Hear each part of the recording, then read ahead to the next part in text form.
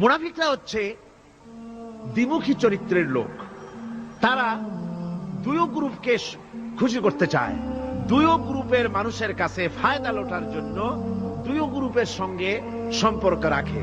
ইসলাম বিরোধী যারা, তাদের সাথেও সম্পর্ক থাকে, আর ইসলাম যারা করে তাদের সাথেও সম্পর্ক রক্ষা করে। কোরআনে কারীম ওদের ব্যাপারে বলা হয়েছে, আল্লাহ রাব্বুল আলামিন বলেন, ফাইন কানা লাকুম ফাতহুম মিনাল্লাহি ক্বালু আলাম তাকুম মাআকুম।